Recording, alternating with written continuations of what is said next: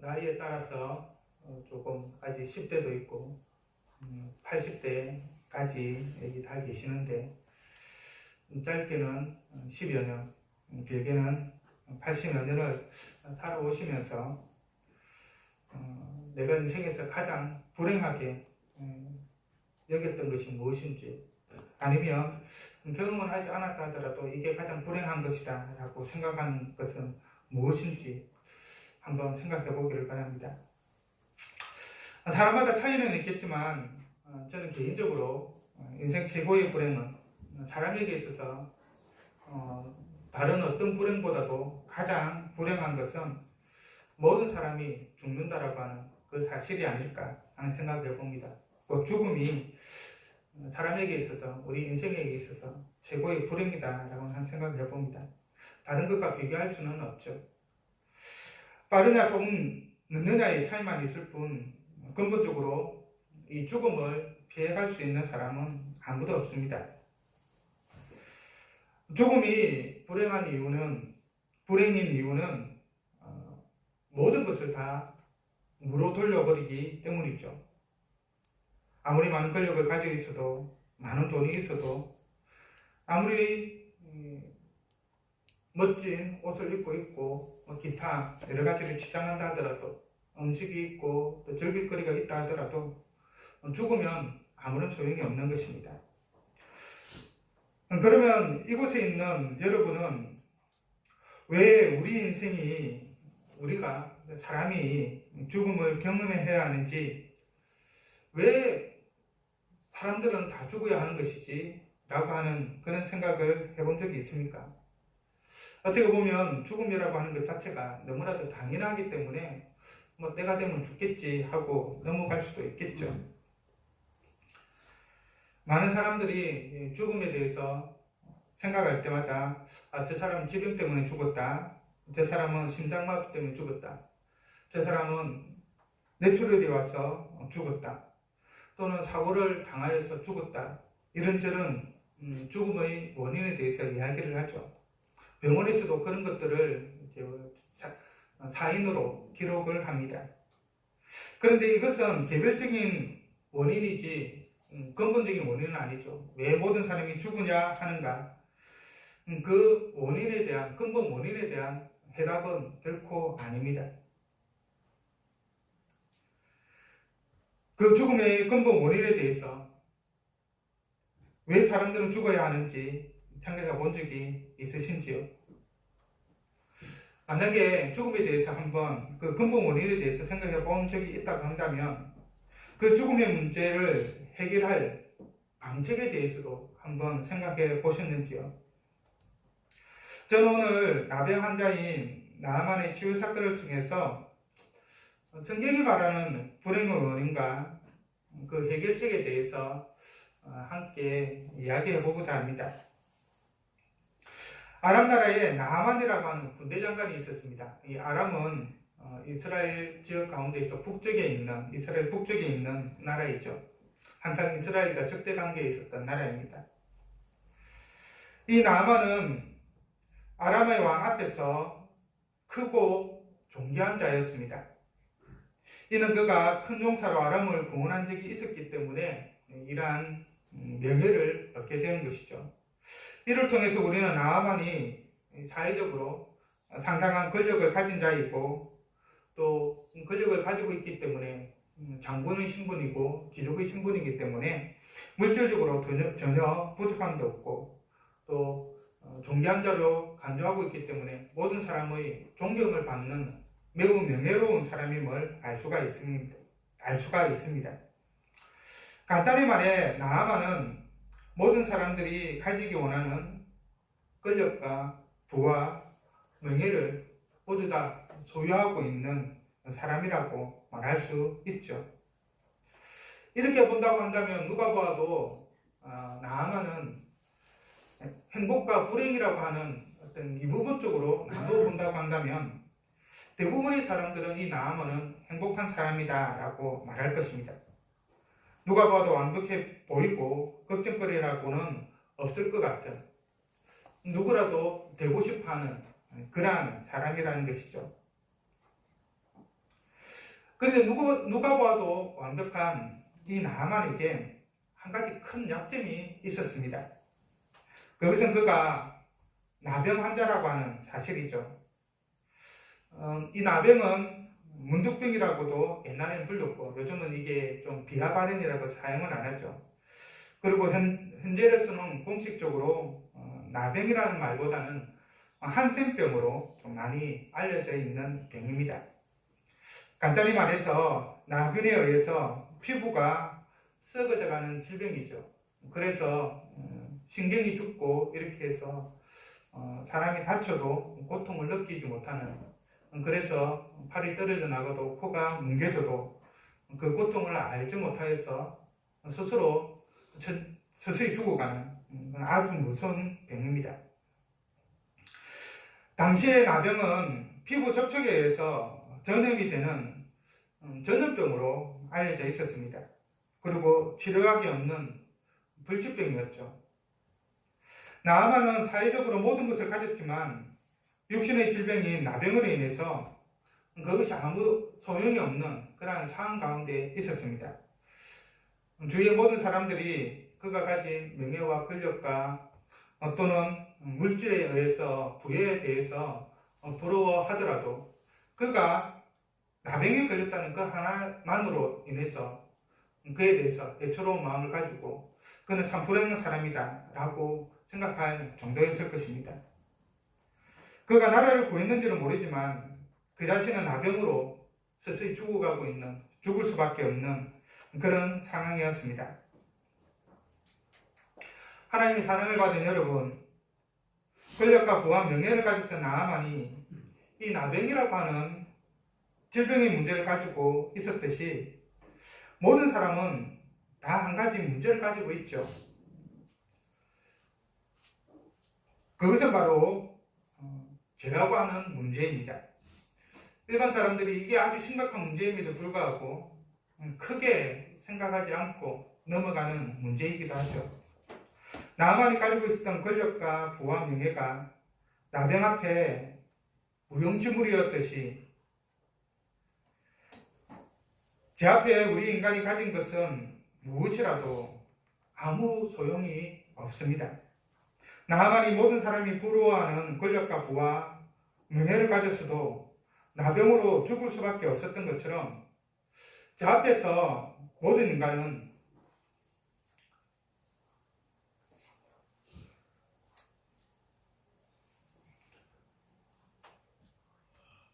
어떤 것을 가졌든 죽을 수밖에 없는 그런 상황에 놓여 있는 것이죠.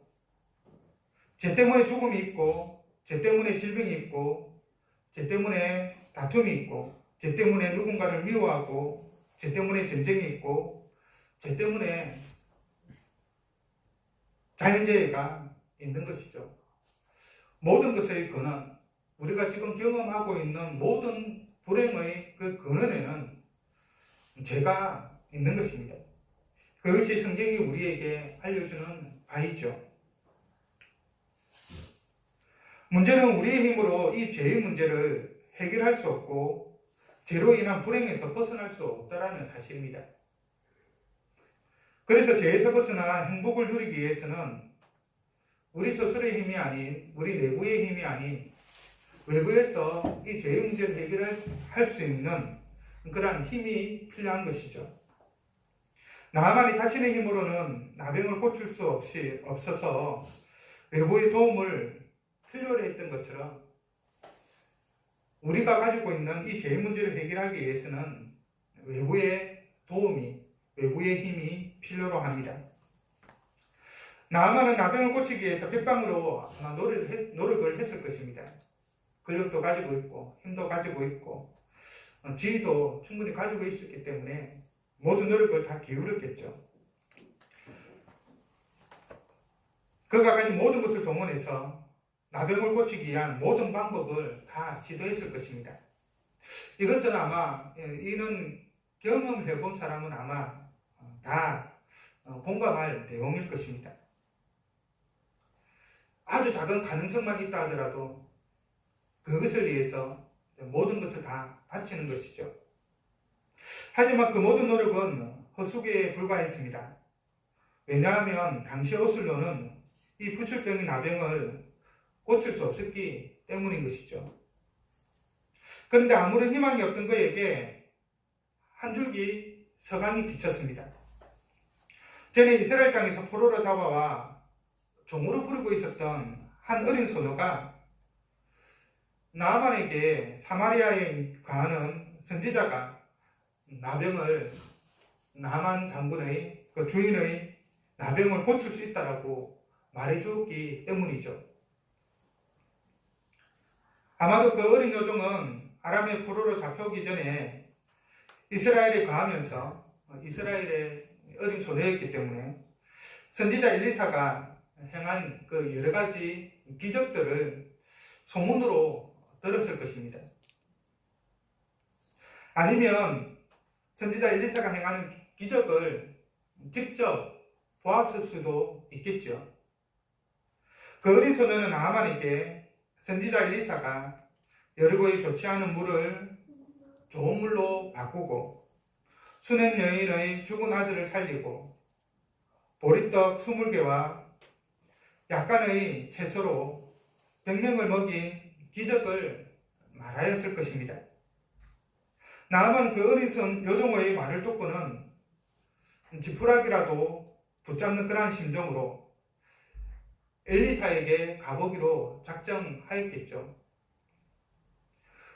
어떤 필요를 간구하고 있다고 한다면 그 가능성이 주어졌을 때는 무엇이든지 해보는 것입니다. 그래서 나아만은 자신의 계획을 왕에게 아뢰었고, 아람 왕은 특별히 이 나아만에 대해서 그가 매우 사랑하는 장군이었기 때문에 이스라엘 왕에게 편지를 써보내어 나아만의 나병을 고쳐줄 것을 요구를 하였습니다.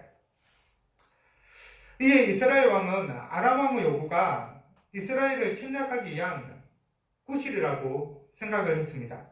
그리고 심히 걱정을 했죠. 왜일까요? 누가 나병을 고칠 수 있다는 말입니까? 편지 하나 보내서 나병 환자가 가니까 고쳐주세요라고 한다면 고쳐주는가요?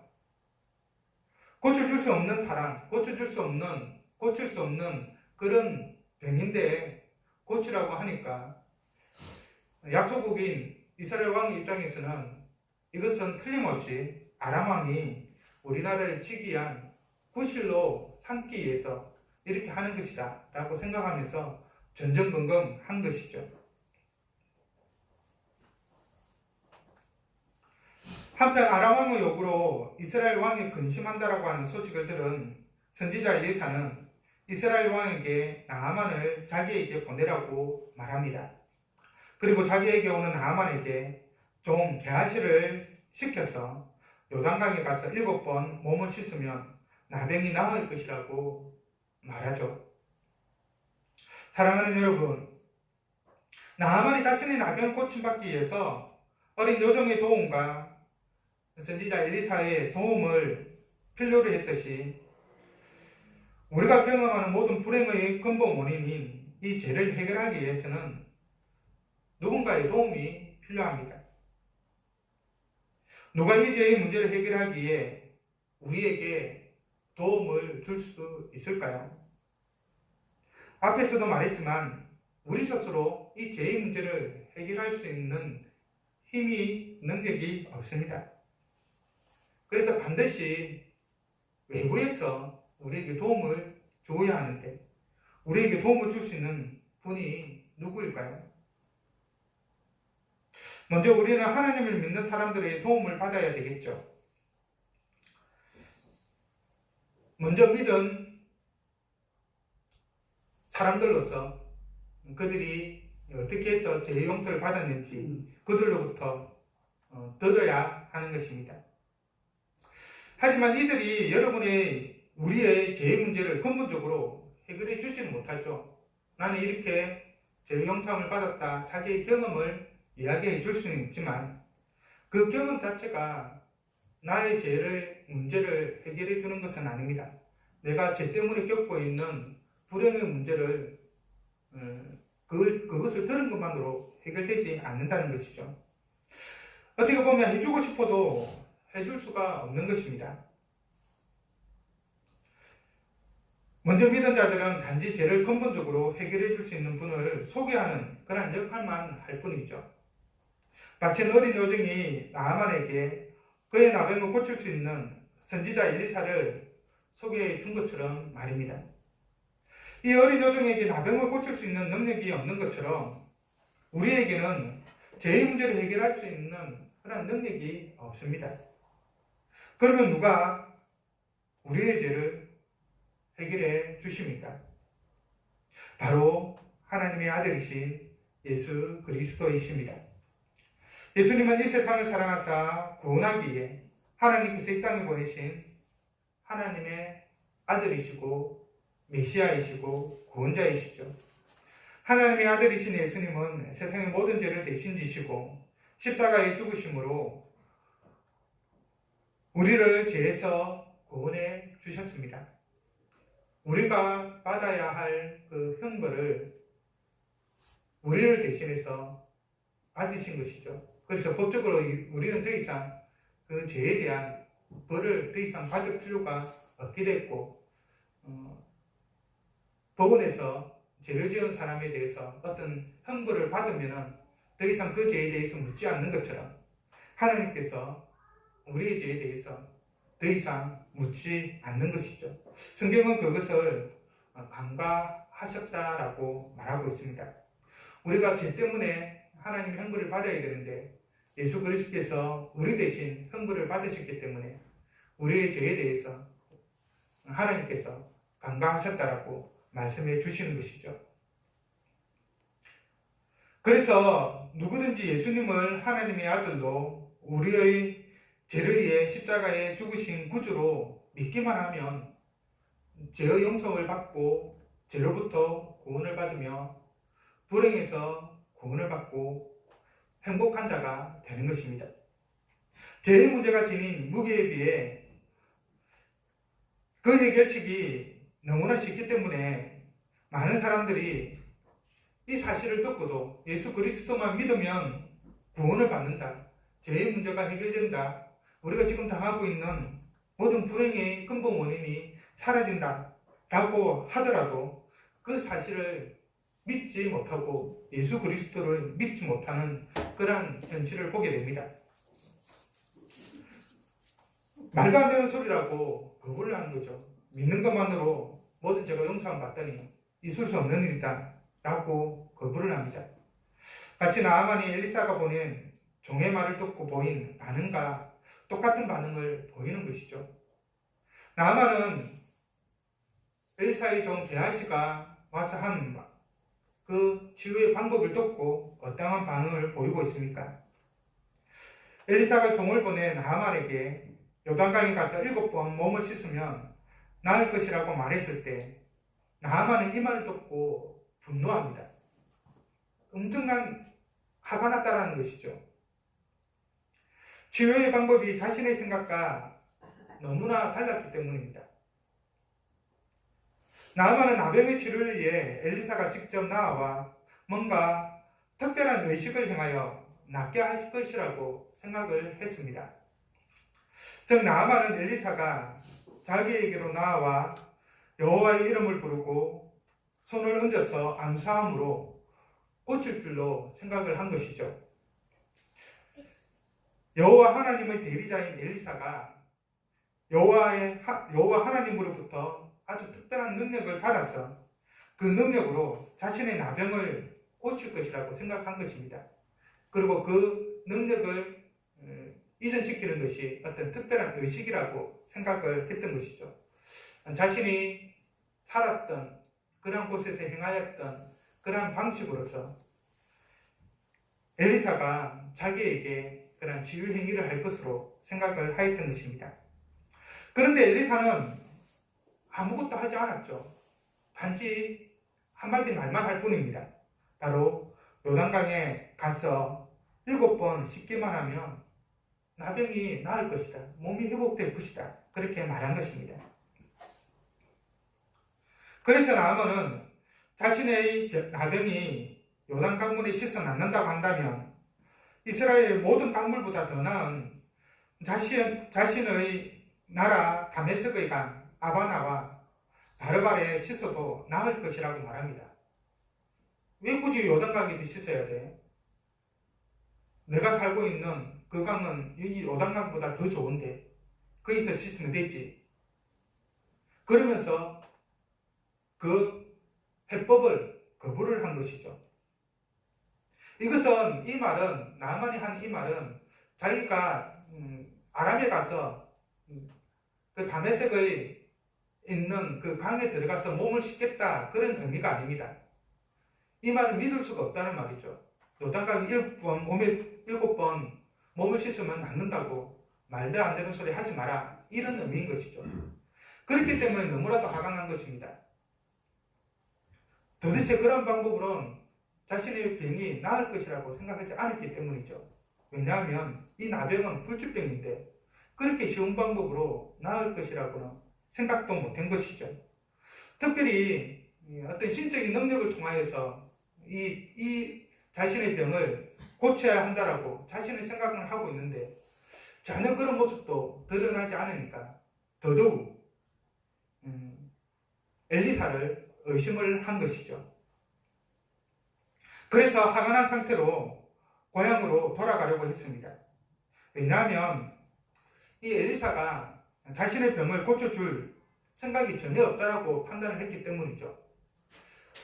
적어도 자기가 병이 걸렸고 자기에게 나아온다고 한다면 자신의 병을 고치기 위해서는 뭔가 나아와서 어떤 특별한 행동을 해야 되는데 전혀 그런 모습도 보이지 않고 그냥 요단 강물에 가서 7번 씻으라고 말하고 있기 때문에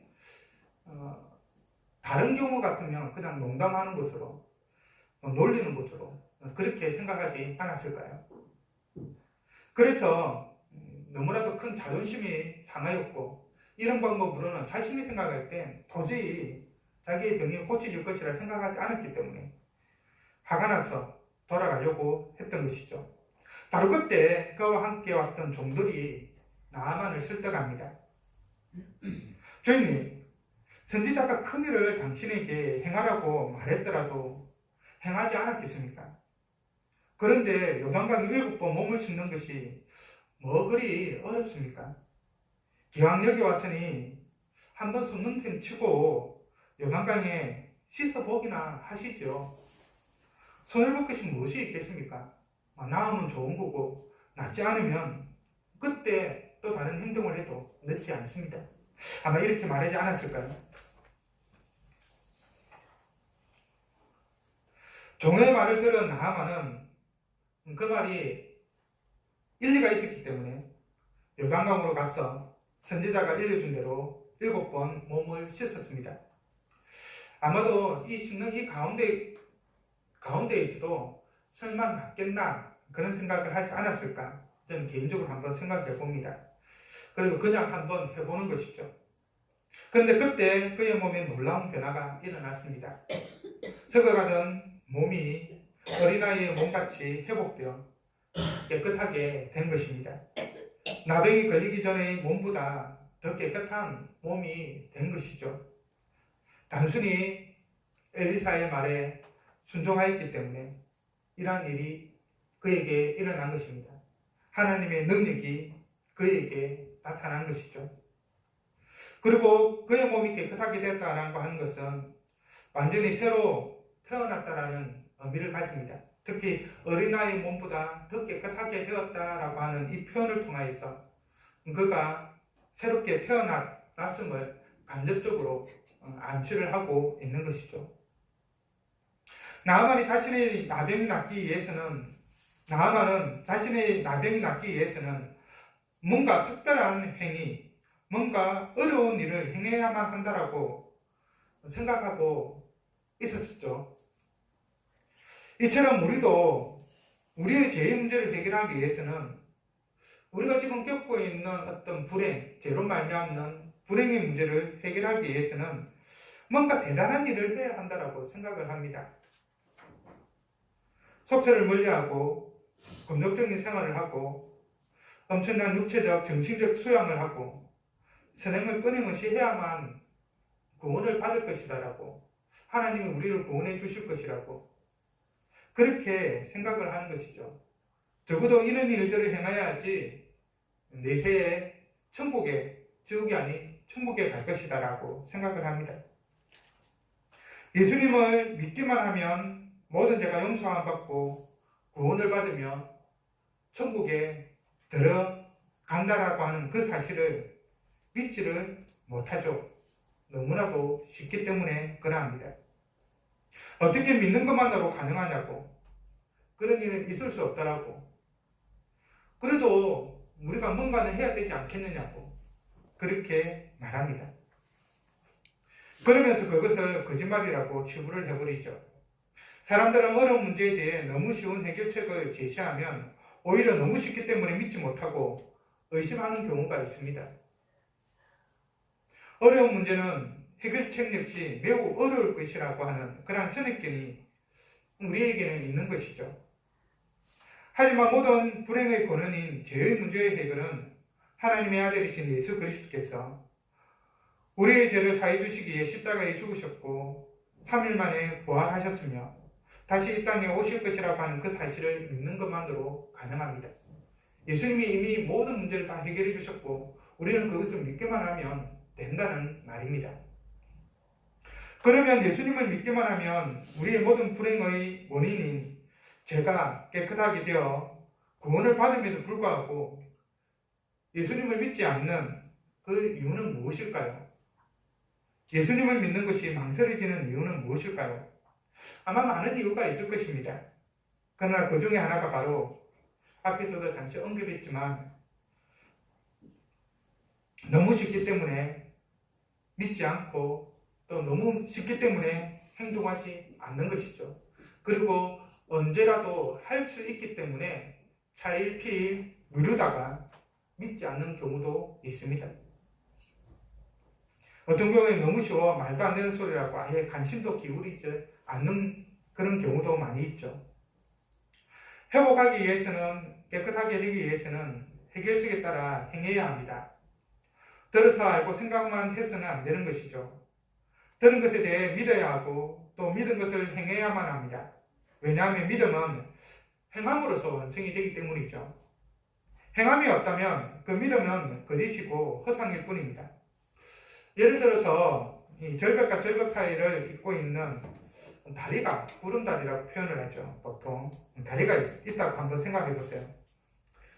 바람이 불 때마다 이리저리 흔들립니다.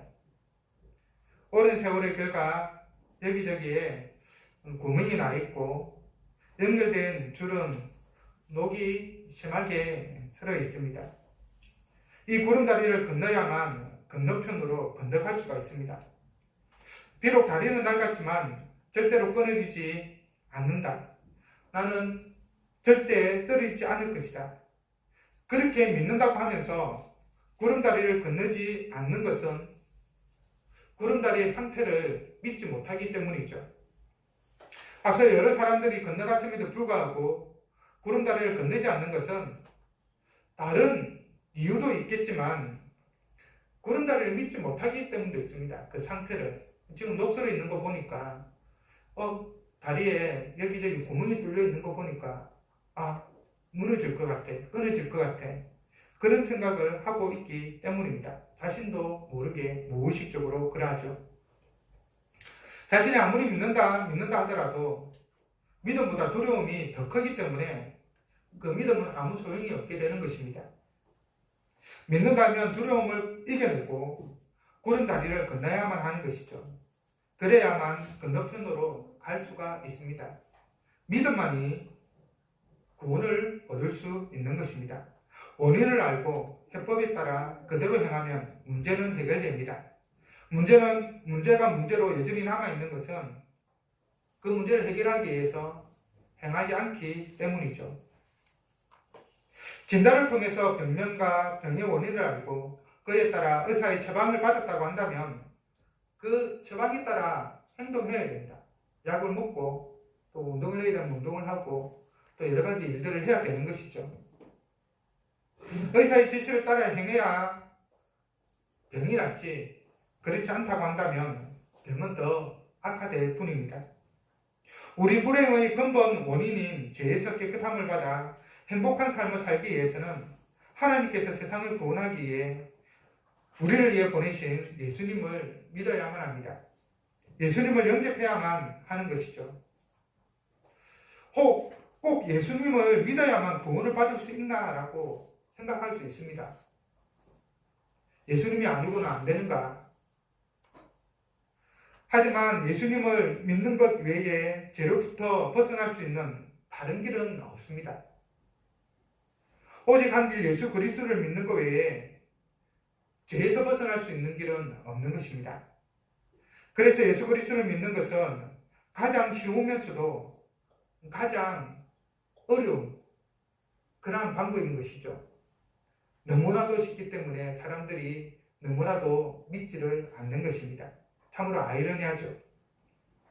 나아만은 엘리사의 말에 따라 요단강에 7번 몸을 씻자 나병으로 썩어가던 몸이 어린아이의 몸처럼 깨끗하게 되었습니다. 이처럼 예수님을 믿는 자에게는 나아만이 그의 질병이 고침을 받았던 것처럼 예수님을 믿는 자에게도 엄청난 복이 주어집니다.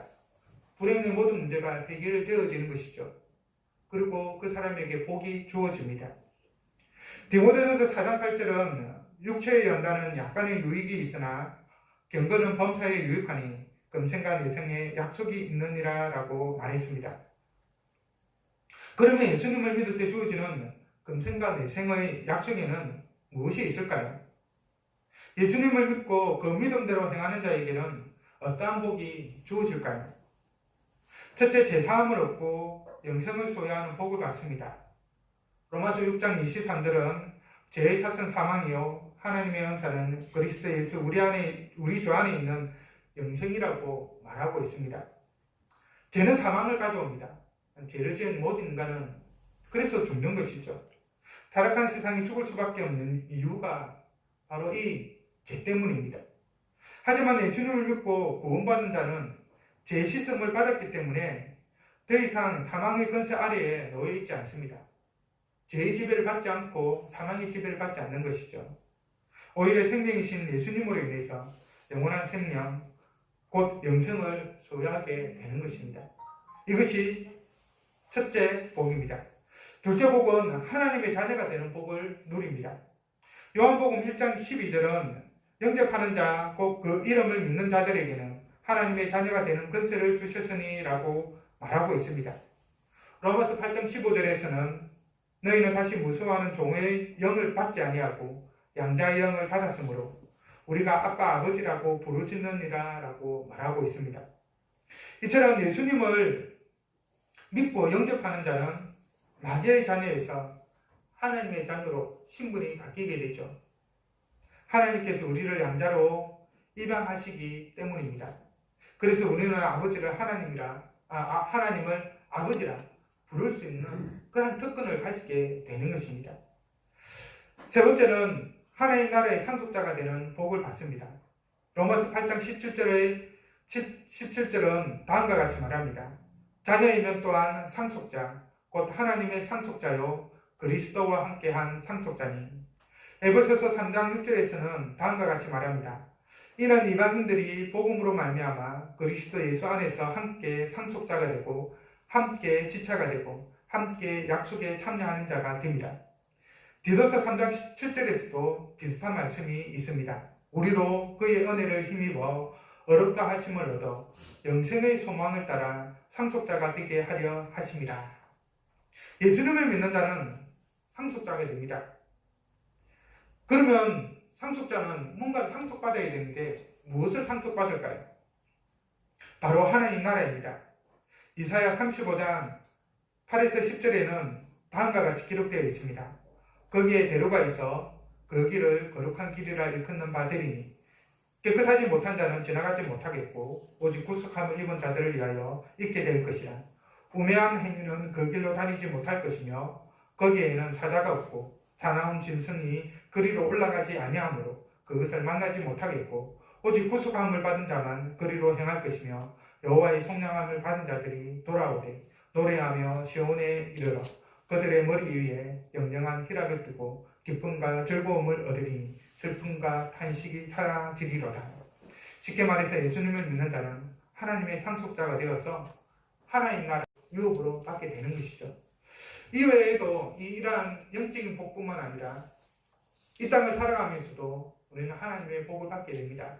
하나님께서 한 그를 섬기는 자, 믿음으로 섬기는 자들에게 물질의 복을 주시고 또 명예에 대한, 권력에 대한 여러 가지 이 세상에서 우리가 누릴 수 있는 여러 가지 복들을 주시는 것이죠.